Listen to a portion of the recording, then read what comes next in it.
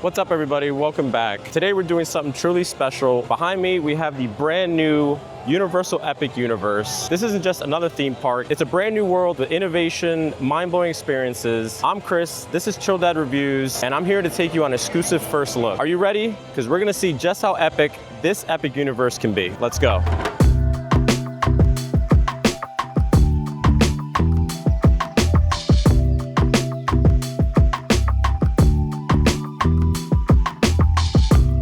All right, so we just went through the main security checkpoint and the front entrance. Just to let you know, security checkpoint is pretty thorough. Definitely don't want to bring anything illegal or anything stupid like that. They do go through metal detectors and an x-ray machine, so don't do anything dumb and bring anything illegal. Anyway, the park is broken out by 5 different areas. We're gonna be running to the first part, which is the Super Nintendo World. This is the brand new ever in the United States. And then you have the How to Train Your Dragon World, the Dark Universe, Harry Potter, and then directly behind me is Celestial Park. Those are gonna be your 5 main parks or universes here. So we're gonna run over to the Super Nintendo World and check that out first. Also, at the time recording this, we're at the end of June. I forget the date because I lose track of time when I'm on vacation. But anyway, it's like 100 degrees out here and I'm a hot, sweaty mess. So if you see an oily face, you know why. Just to let you know what the ticket price is for a single day here for an adult. It's $139, but it is a variable price, meaning it depends on season. And they also have an express pass, which can be pretty pricey. That can range all the way up to $329. And unfortunately, it doesn't cover 2 rides, the Donkey Kong minecart and then the other Harry Potter ride. I don't know the name of it. Does not cover those rides. I don't know why, but that's what I've been told. Alrighty, and here is the entranceway for the Super Nintendo World. Everybody's lining up. Obviously, this is gonna be the most popular one here, so we're about to check it out and see what it's about.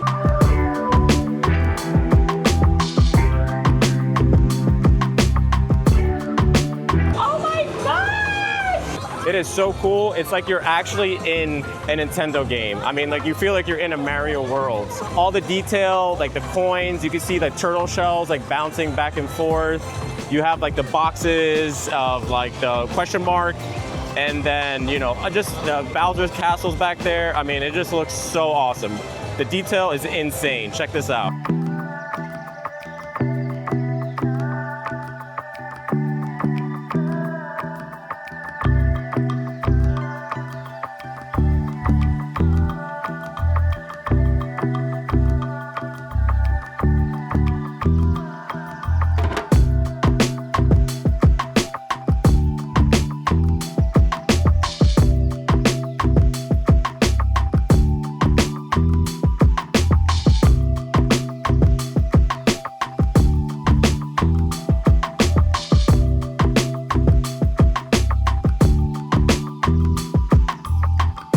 All right, we're trying to race our way to the Donkey Kong minecart. You're gonna have 3 rides, attractions here. You're gonna have the Yoshi's Adventure, then you have the Mario Kart type of ride, and then you have the Donkey Kong Country, which is gonna be right here. But we're gonna go on this ride, we're gonna check it out and see how it is. I don't know if they're gonna let me record on it. I'm gonna try. I heard they're pretty strict with that stuff, so let me see if I can get away with it.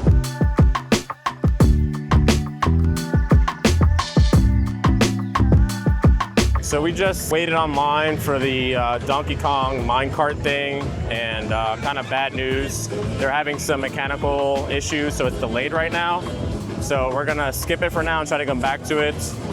Kind of, this kid over here. Not really happy about that. And they said it's a 2-hour wait, even at a minimum, just with the rush and everybody. We're gonna make our way to the Mario Kart ride. We do have the express passes for that, so we should get on it pretty quickly. And I did ask one of the people who work here, they don't let you record. Oh, and I'm also recording this on the DJI Action 5 Pro. I just picked this up last month, so if you are interested in this camera, I'm kind of testing it now. I may do a full review on my channel. So yeah, let's keep going here. We stepped into Yoshi's Adventure first. We just passed this, we figured we'd jump in. Like I said, we have the express passes, so we're gonna see how this is. It does look kind of like Yoshi's World in here. Also, they use everything for like facial recognition. You don't need to bring like the pass or any kind of paper. They literally take a picture of your face and then like store it in their database, and any ride you go on, the Express Pass, they just snap a picture of your face and just verify that it's you. So it is pretty quick and seamless. Just got off the Yoshi Adventure ride, and I don't know, it was all right. You basically just sit on the little Yoshi kind of cart, takes you around, and you have to look for the different color eggs, and there's buttons on the actual cart that you're riding on. I don't know, it's definitely for the younger kids, very slow, literally like a minute long, really quick and simple, nothing too thrilling or exciting. But for the small kids, does the job. Now we're here on the Mario Kart ride. Standby is 130 minutes, but thankfully we have the express pass, so hopefully it's pretty quickly.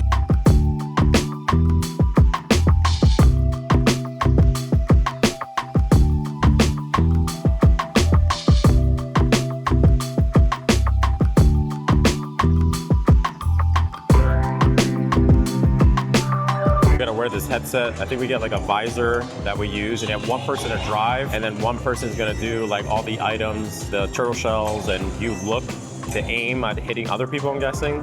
So they give you like an instruction video of like what to do. So you can fit 2 people in one car, 1 driver, and 1 person to shoot objects and stuff. So let's check it out.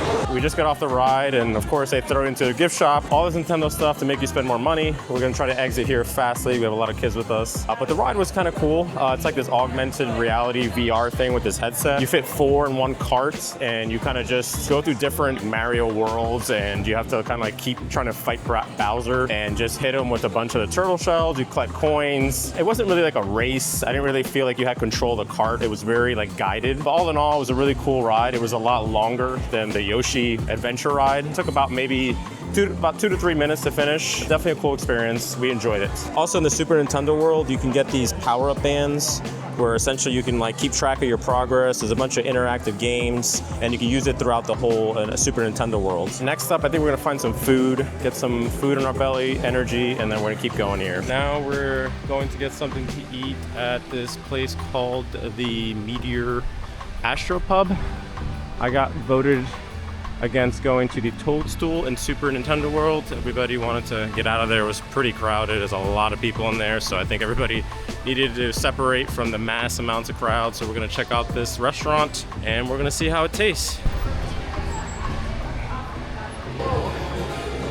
Just for that, I should have said his ass to someone here. It's a spicy chicken sandwich. Let's try it out.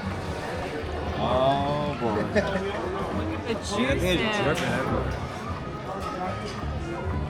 Not too bad for theme park food. Pretty good. Very juicy and nice and tender. Just finished eating the spicy grilled chicken sandwich.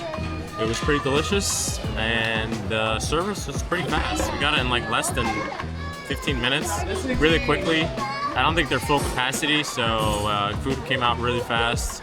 Definitely recommend it. The Meteor Astropub. Thumbs up, give it 4 to 5 stars. At least the food I tried. I think everybody else enjoyed their food as well. Now this is the Celestial Park. They have a brand new hotel right on the theme park, and this huge open fountain looks pretty nice, and you can get to all of the universes here. It's like a central hub. It all just wraps around a big circle. Pretty cool. Looks very nice. We didn't realize there's a roller coaster, I think Stardust Riders, like right behind the restaurant where we were just eating at. I think we're gonna try to run on that real quickly. Hopefully it's not too big of a wait. Even with the express passes, we're noticing the wait times are still at least 45 minutes. You're still gonna have to wait, especially with a brand new theme park. Everybody's trying to come here and check it out. Let's see what's up with this Stardust Riders. Here it is.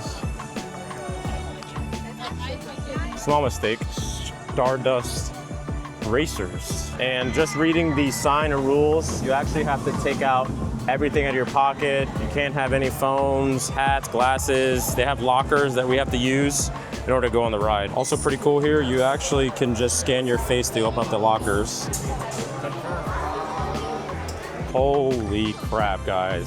That was freaking incredible. I felt like we were going 100 miles per hour. It did like 3 upside down turns and corkscrews. It was intense. We just ate like 30 minutes ago, and I'm gonna be honest with you, things got a little shaky there. My stomach was hurting a little bit, but I made it. This ride is insane. You have to check it out. Super fast, super awesome. Highly recommend it. Now, we're probably gonna make our way to the Dark Universe, see what's going on over there. Tell us what you feel about that Celestial Racers ride. So it was pretty fun actually, but like the drops were like I thought that I was like gonna fly out my seat.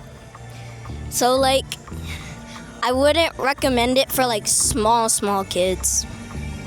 Very true. But older kids, awesome. Yeah. 10 out of 10. Yeah. Perfect. We are going into the dark universe. This is where they're gonna have, I think, like a werewolf ride, and then there's like a Frankenstein type ride.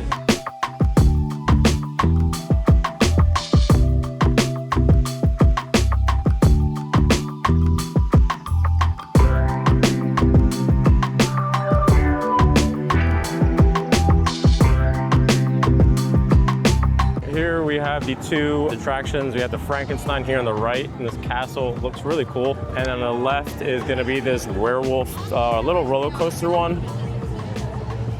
There you go, going around. Seems like it spins a lot. Seems like it goes pretty fast. Looks pretty cool. All right, we're gonna check out this little gift shop in here.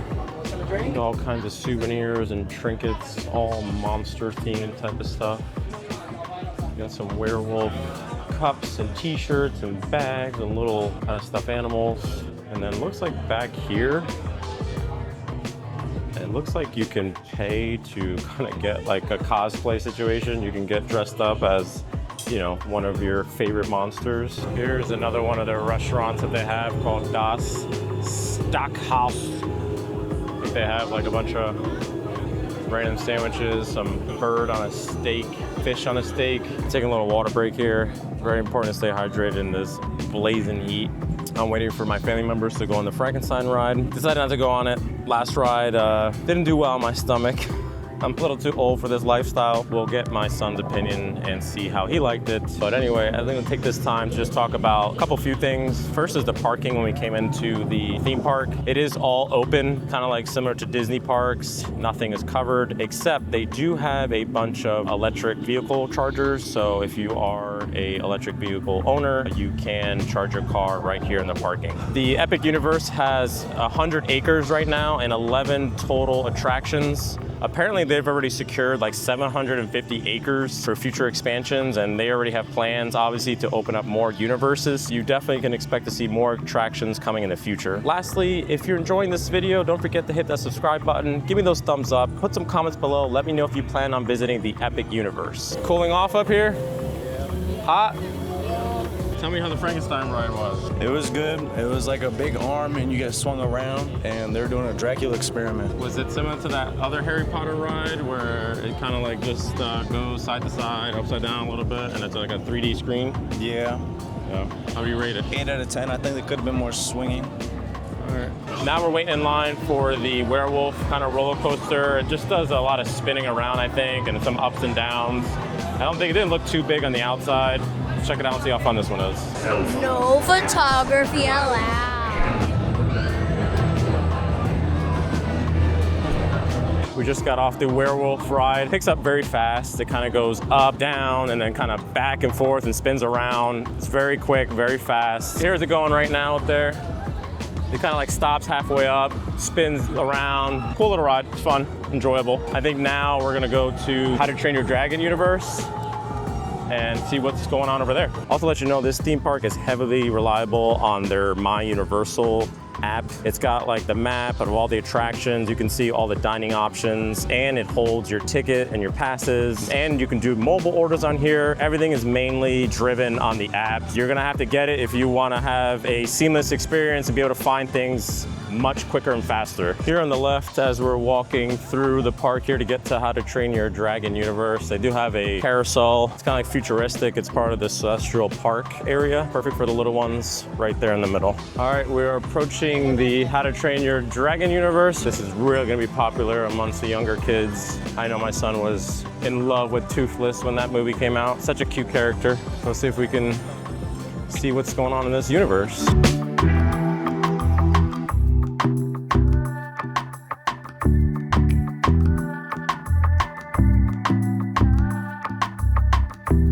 I think they have like 2 rides here. Okay, there's one. Oh, they do have another roller coaster. Oh wow, that one looks like it goes pretty fast. Awesome. I love all the details here on the structures. Looks really cool. Dragon moves.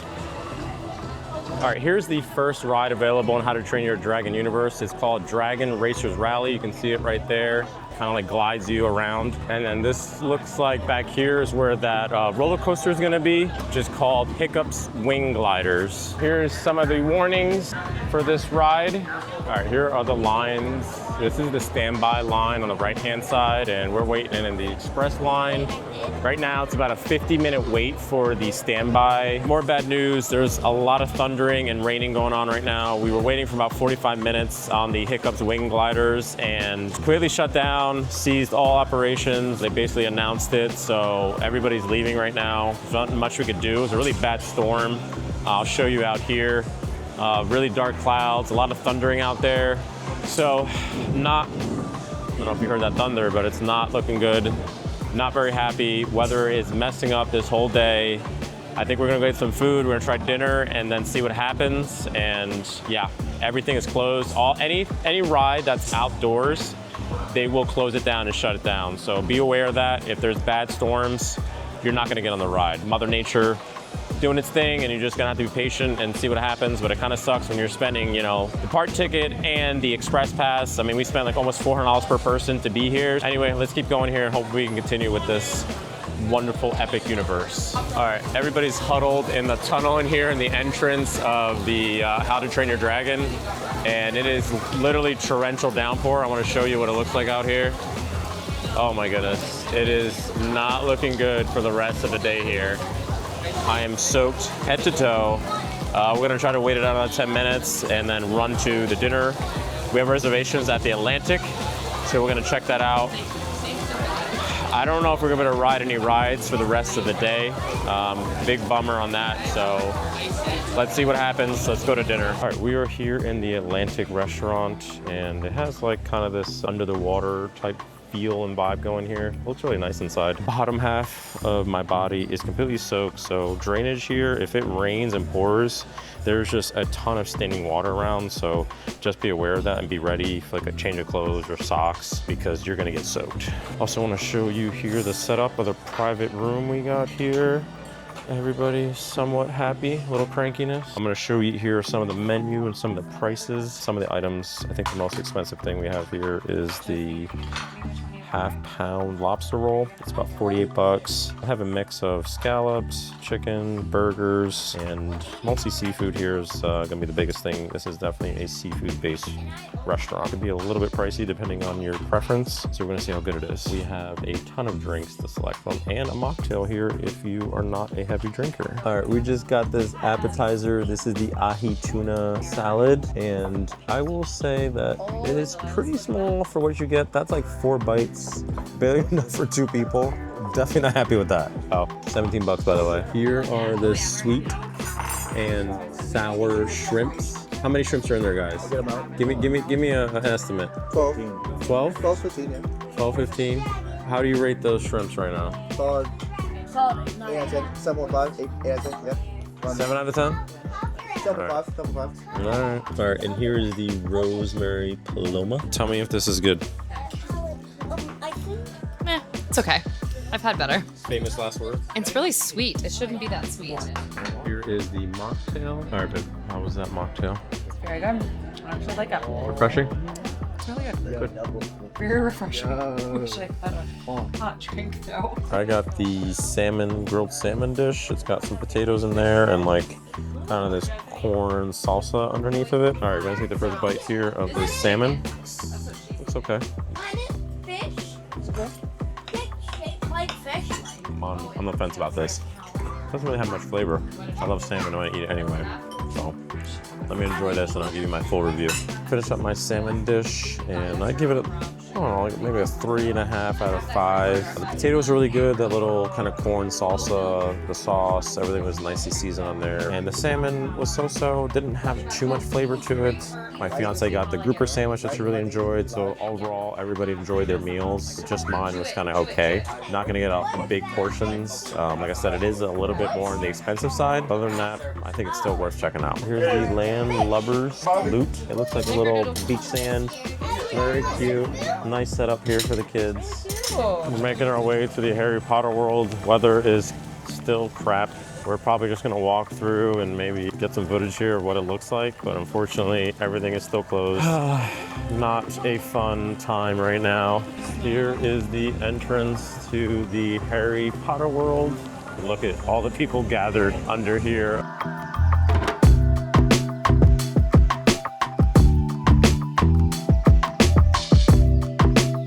Well, if you were a huge Harry Potter fan, I think you're gonna love this. The details in the building are pretty awesome. Kind of looks like Paris, lots of people here. I don't think it's too big.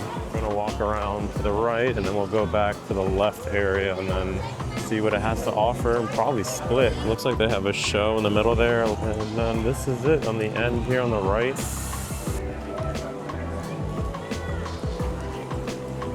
Looks like they have a cafe in here. Is that a real cafe? Can't really tell. It's more of what I expected. What's that in there? Oh yeah, it looks really cool. Alright, and then that over there is the Harry Potter ride entrance. I have a little gift shop there, and it looks like a restaurant here.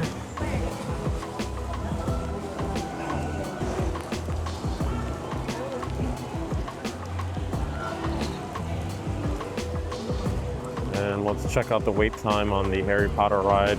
Standby time is 150 minutes. They don't have express for this, but the wait time is 150 minutes for this ride. The Battle at the Ministry is insane. Yeah, we're walking out of here. The only thing is there's not like a whole lot of rides here. One Battle of Ministry, and that's it. It's all like shops and little restaurants and stuff. You know, looks cool. I'm not a huge Harry Potter fan. Unfortunately, there's not much else we can do here because all of the rides are closed. Kind of a bummer. I will probably finish up this video when I get back home, so let's do that.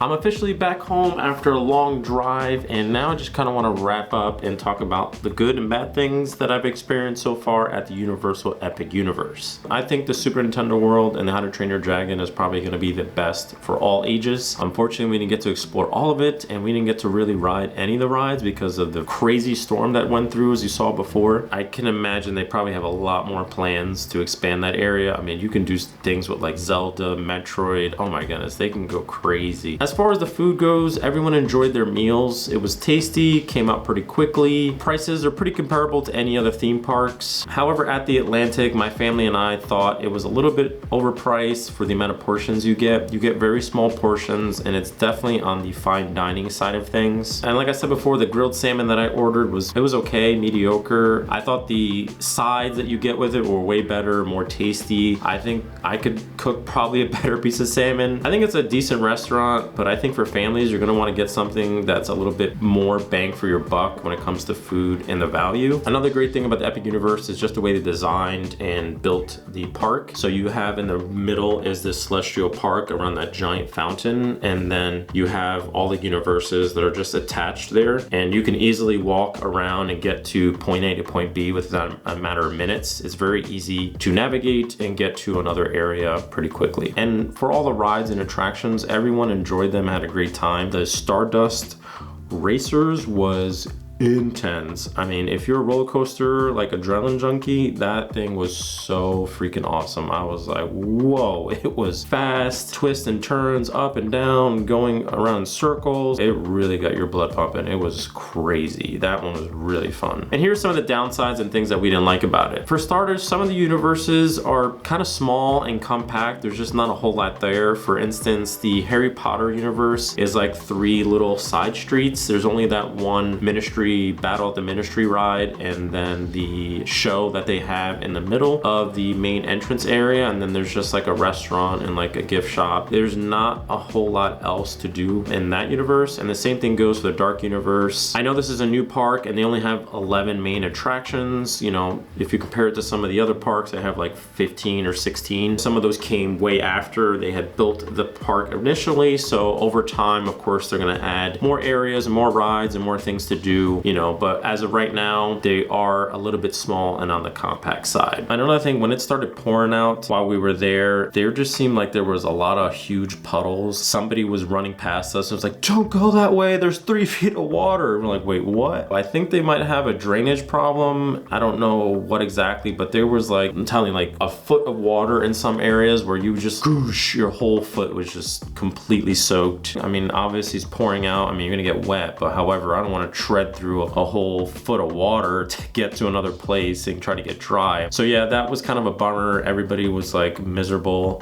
and so upset. You know, we were just soaked from top to bottom, our shoes, our socks, everything. Drainage seemed to be an issue when we encountered a storm there at Universal Epic. Now the final thing is gonna be a mix of a few different elements. So we paid, you know, the park entry fee, which was like $130-$140 with tax. And then we bought the express pass because we knew how crazy busy it was and we wanted to make sure we can ride the rides. That was $300. So with taxes and everything, it was well over $400 per person to go to the Universal Epic Universe. There's 2 rides you cannot go on. They don't offer an express pass for the Donkey Kong minecart and then the Harry Potter Battle of Ministry. They just don't have an express lane for there. I don't know why. So those wait times were like an hour and a half plus at a minimum, even 2 hours sometimes, you know, at the height or peaks. I just don't see how you can explore and go on all the attractions in a single day. I'm paying a premium so that way I can make sure we go on those rides, especially for $300. You know, I don't understand why they didn't offer that. Maybe it's coming at a later date, no idea. However, when you incorporate this with the storms and rain that come through Florida, pretty much couldn't go on any rides, you know, halfway through the day. I mean, once it hit like 2-3 o'clock, and I know Florida has storms every day. However, this one was like dead in the center. It stayed for multiple hours. You know, it's really frustrating that you spend all this money and you want to make sure, you know, all the kids can go on the rides. Of course, I want to go on the rides, I pay for it. You know, that was a big bummer. I know they don't do rain checks anymore. That's something they stopped doing a long time ago. However, I think if you're paying $400 and you get the express pass and it storms and it's